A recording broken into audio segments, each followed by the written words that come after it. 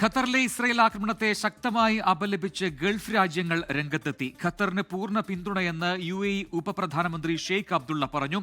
അതോടൊപ്പം സൗദി കിരീടാവകാശി സൽമാൻ രാജകുമാരനും ഖത്തറിന് പിന്തുണ അറിയിച്ചിട്ടുണ്ട്. കുവൈറ്റ്, ഒമാൻ എന്നീ രാജ്യങ്ങളും നടപടിയെ രൂക്ഷമായി വിമർശിച്ച് രംഗത്തെത്തിയിട്ടുണ്ട്. വിവരങ്ങളുമായി സൗദിയിൽ നിന്ന് ജലീൽ കണ്ണമംഗലം, ഒപ്പം തന്നെ ഇന്റർനാഷണൽ ന്യൂസിൽ നിന്ന് ഐഷത്തുൽ ഷംനയും ചേരുന്നു. ആദ്യം ജലീൽ കണ്ണമംഗലത്തിലേക്ക്. ജലീൽ, നിലവിൽ ഈ ഖത്തറിലുണ്ടായ ഇസ്രായേലിന്റെ ആക്രമണത്തെ ശക്തമായി അപലപിച്ചാണ് ഗൾഫ് രാജ്യങ്ങൾ നിലപാട് വ്യക്തമാക്കിയിരിക്കുന്നത്. സ്വതന്ത്ര രാജ്യമാണ്, ഒരു പരമാധികാര രാഷ്ട്രമാണ് ഖത്തർ. പക്ഷേ ആ രീതിയിൽ ഒരു കടന്നുകയറ്റം അത് മറ്റൊരു രാജ്യം നടത്തുന്നത് അംഗീകരിക്കാൻ കഴിയില്ല എന്ന നിലപാടിലാണ് രാജ്യങ്ങളുള്ളത്. പക്ഷേ അമേരിക്കൻ നിലപാടും ശ്രദ്ധേയമാണ്. എന്താണ്, ഏത് രീതിയിലാണ് ഖത്തറിലെ ഈ ആക്രമണം ഇവിടെ ഏഷ്യയിൽ അല്ലെങ്കിൽ പ്രത്യേകിച്ചും പശ്ചിമേഷ്യയിൽ ചർച്ചയാകുന്നത്? പ്രജിൻ, ദോഹയിലെ ഇസ്രായേൽ ആക്രമണത്തെ സൗദി, UAE ഉൾപ്പെടെ ഗൾഫ് രാജ്യങ്ങളെല്ലാം വളരെ ശക്തമായ രീതിയിലാണ് അപലപിച്ചിട്ടുള്ളത്. സൗദി കിരീടാവകാശി മുഹമ്മദ് ബിൻ സൽമാൻ രാജകുമാരൻ ഖത്തർ അമീറുമായി സംസാരിച്ച് എല്ലാ പിന്തുണയും, പൂർണ്ണമായ പിന്തുണ അറിയിച്ചിട്ടുണ്ട്. അതോടൊപ്പം തന്നെ ബ്രിട്ടൻ, ഫ്രാൻസ് ഉൾപ്പെടെയുള്ള പല യൂറോപ്യൻ രാജ്യങ്ങളും മറ്റു വിദേശ രാജ്യങ്ങളും ഖത്തറിന് പിന്തുണ അറിയിച്ചിട്ടുണ്ട്. എല്ലാ അന്താരാഷ്ട്ര നിയമങ്ങളുടെയും അതോടൊപ്പം തന്നെ മാനദണ്ഡങ്ങളുടെയും ലംഘനമാണ് ഇന്ന് ഖത്തറിൽ നടന്നത്, ഇസ്രായേൽ നടത്തിയത് എന്നാണ് ഈ നേതാക്കളെല്ലാം പറഞ്ഞിട്ടുള്ളത്.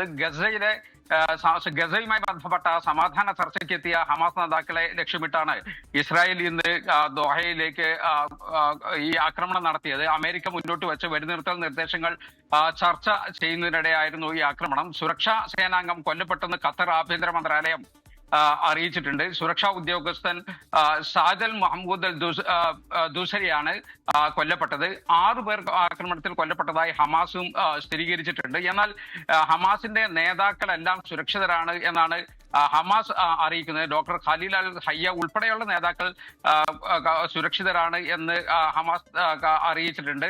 ദോഹയിൽ പല ഭാഗത്തായി നിരവധി സ്ഫോടനങ്ങളാണ് ഇന്ന് ഉണ്ടായത്. ഖത്തറിലെ ആക്രമണം ട്രംപിന്റെ അറിവോടെയാണ് എന്ന ഒരു റിപ്പോർട്ടുമുണ്ട്.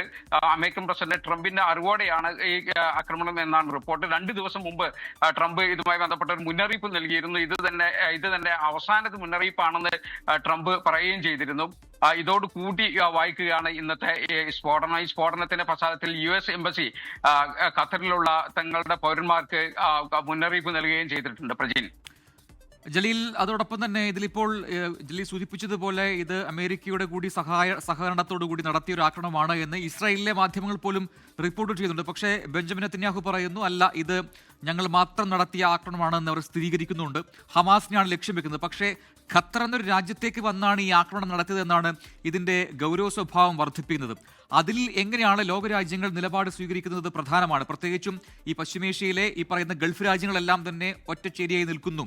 അവർ ഖത്തറിന് പിന്തുണ നൽകുകയും ചെയ്യുന്നു. മറുഭാഗത്ത് ഇസ്രായേലിനൊപ്പം തന്നെയാണ് അമേരിക്ക. പക്ഷേ അമേരിക്ക ഈ ആക്രമണത്തെ തള്ളിപ്പറയുന്നുണ്ട്. പക്ഷേ ഹമാസിനെ പോലുള്ള ഒരാളെ അല്ലെങ്കിൽ ഇത്തരം സംഘടനയെ നിയന്ത്രിക്കാൻ, ഇല്ലാതാക്കാൻ ഈ ആക്രമണം അത് സഹായകമാകും എന്നുകൂടി അമേരിക്ക നിലപാട് വ്യക്തമാക്കുന്നുണ്ട്. അപ്പോൾ വീണ്ടും ആ മേഖലയിൽ ഒരു യുദ്ധം, ഒരു വലിയ യുദ്ധത്തിനുള്ള കോപ്പുകൂട്ടുകയാണോ ഇത്തരം നീക്കങ്ങളിലൂടെ? കാരണം ജലീൽ പറഞ്ഞതുപോലെ അമേരിക്കയുടെ ഒരു അന്ത്യശാസനം ഉണ്ടായിരുന്നു 2 ദിവസം മുൻപ്. അതിന് പിന്നാലെ നടക്കുന്ന ഈ ആക്രമണം, അപ്പോൾ ഹമാസിന് എന്താണ് ഒരു പ്രതികരണം ഉണ്ടാവുക? അവർ തിരിച്ചടിക്കുമോ എന്നൊക്കെയുള്ള ചോദ്യം വരുമ്പോൾ സ്വാഭാവികമായും വരുന്ന സംശയം ആ മേഖല വീണ്ടും സംഘർഷഭരിതമാകുമോ എന്നതാണ്.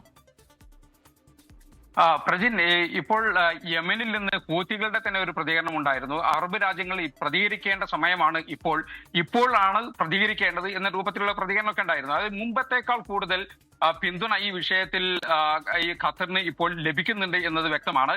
എല്ലാ ഗൾഫ് രാജ്യങ്ങളും ഇതുമായി ബന്ധപ്പെട്ട അപലപിച്ചു എന്നതിന് പുറമെ പല യൂറോപ്യൻ രാജ്യങ്ങൾ ഉൾപ്പെടെ പല വിദേശ രാജ്യങ്ങളും പൂർണ്ണമായ പിന്തുണ ഈ വിഷയത്തിൽ ഖത്തറിന് ഇപ്പോൾ നൽകിയിട്ടുണ്ട്.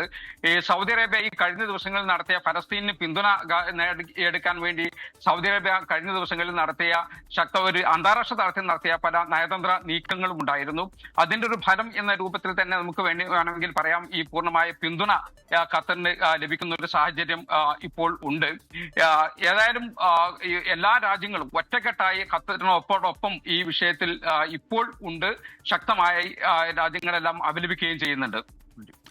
ജലീൽ, ഇപ്പോൾ ഈ ഹമാസ് കൂടി സ്ഥിരീകരിക്കുന്നു. ഈ ആക്രമണം നടന്നു എന്ന് ഹമാസ് കൂടി സ്ഥിരീകരിക്കുന്നു. നേരത്തെ ഇസ്രായേൽ അത് വ്യക്തമാക്കി, ഖത്തർ അത് വ്യക്തമാക്കി, ഇപ്പോൾ പിന്നാലെ ഹമാസ് കൂടി പറയുന്നുണ്ട്. അതിൽ പക്ഷേ നേതാക്കൾ ഈ ആക്രമണത്തെ അതിജീവിച്ചു എന്ന് പറയുന്നു. പക്ഷേ മറ്റ് 6 പേർ കൊല്ലപ്പെട്ടു എന്നാണ് ഇതിൽ ഹമാസ് വ്യക്തമാക്കുന്നത്. ഇസ്രായേൽ അറ്റാക്കിൽ അങ്ങനെ 6 പേർ കൊല്ലപ്പെട്ടിട്ടുണ്ട്, പക്ഷേ നേതാക്കൾ ആരും കൊല്ലപ്പെട്ടിട്ടില്ല എന്നുകൂടി ഹമാസ് പറയുന്നുണ്ട്. അതോടൊപ്പം തന്നെ എന്താ ഇത് ഈ രീതിയിലുള്ള ആക്രമണങ്ങൾ യഥാർത്ഥത്തിൽ ഒരു ക്രിമിനൽ സ്വഭാവമാണ്, ഇസ്രായേലിന്റെ ക്രിമിനൽ സ്വഭാവമാണ് വ്യക്തമാക്കുന്നത് എന്നൊക്കെയുള്ള വിമർശനങ്ങളും കുറ്റപ്പെടുത്തലും ഹമാസിന്റെ ഭാഗത്തുണ്ടാകുന്നുണ്ട്. അപ്പോൾ ഒരു തിരിച്ചടി ഹമാസിന്റെ ഭാഗത്തുണ്ടാകും എന്ന് കരുതാൻ കഴിയുമോ ഈ ഘട്ടത്തിൽ? ഇത് സംബന്ധമായിട്ട് കൃത്യമായ ഒരു വ്യക്തത വീണ്ടും വരേണ്ടതുണ്ട്. 6 പേർ കൊല്ലപ്പെട്ടു എന്ന് ഹമാസ് പറയുന്നുണ്ട് എങ്കിലും അതിൽ തങ്ങളുടെ നേതാക്കൾ ആരും ഇല്ല എന്നാണ്. അത് ഡോക്ടർ ഖലീൽ അൽ ഹയ്യ ഉൾപ്പെടെയുള്ള നേതാക്കൾ ആരും ഈ ആക്രമണത്തിൽ കൊല്ലപ്പെട്ടിട്ടില്ല എന്നാണ് ഹമാസ് ആവർത്തിച്ച് പറയുന്നത്. ഏതായാലും ഖത്തറിലാണ്, ദോഹയിലാണ് ആക്രമണം നടന്നത് എന്നതുകൊണ്ട് തന്നെ ഒരു രാജ്യത്തിന്റെ മറ്റൊരു രാജ്യത്തിന്റെ പരമാധികാരത്തിൽ കൈകടത്തുകയാണ് ഇസ്രായേൽ എന്നതാണ് ഇതിൽ ഏറ്റവും പ്രധാനപ്പെട്ട കാര്യം. അതുകൊണ്ട് തന്നെയാണ് മറ്റുള്ള രാജ്യങ്ങൾ, ഇറാൻ ഉൾപ്പെടെയുള്ള രാജ്യങ്ങളെല്ലാം പൂർണ്ണമായ പിന്തുണ ഇതിന് പ്രഖ്യാപിക്കുന്നുണ്ട്. എന്നാൽ ഹമാസ് ഇതുമായി ബന്ധപ്പെട്ട് എന്ത് നിലപാടാണ് ഇനി സ്വീകരിക്കാൻ പോകുന്നത് എന്നതിനെ കുറിച്ചുള്ള വ്യക്തമായ ഒരു കാര്യങ്ങൾ, ഇതുമായി ബന്ധപ്പെട്ട വ്യക്തത ഇനിയും വരേണ്ടതുണ്ട്. പ്രജിൻ, തീർച്ചയായിട്ടും. എന്തായാലും ഹമാസ് നേതാവായ ഖലീൽ അൽ ഹയ്യ കൊല്ലപ്പെട്ടിട്ടില്ല, പക്ഷേ ഖലീൽ അൽ ഹയ്യയുടെ മകനും ഒപ്പം തന്നെ ഗസയിലെ ഖത്തറി ഓഫീസർ കൊല്ലപ്പെട്ടിട്ടുണ്ട്. ഈ 6 പേരിൽ അവർ കൂടി ഉൾപ്പെടുന്നു എന്നാണ് ഇപ്പോൾ ഹമാസ് തന്നെ സ്ഥിരീകരിക്കുന്നത്. മറ്റൊരു പ്രധാനപ്പെട്ട കാര്യം കൂടി ഹമാസ് പറയുന്നുണ്ട്. ഇത് സൂചിപ്പിക്കുന്നത് ഇസ്രായേലിന്റെ ഒരു ക്രിമിനൽ സ്വഭാവത്തെയാണ്. ഒരു വെടിനിർത്തലിലേക്ക് പോകാൻ അവർ ആഗ്രഹിക്കുന്നില്ല, ഇസ്രായേൽ ആഗ്രഹിക്കുന്നില്ല, അത്തരമൊരു സമാധാനം ഉണ്ടാക്കാൻ ഇസ്രായേൽ ആഗ്രഹിക്കുന്നില്ല എന്നതിന്റെ ഉദാഹരണമാണ് ഈ ആക്രമണം എന്നാണ് ഹമാസ് ഇപ്പോൾ വ്യക്തമാക്കുന്നത്.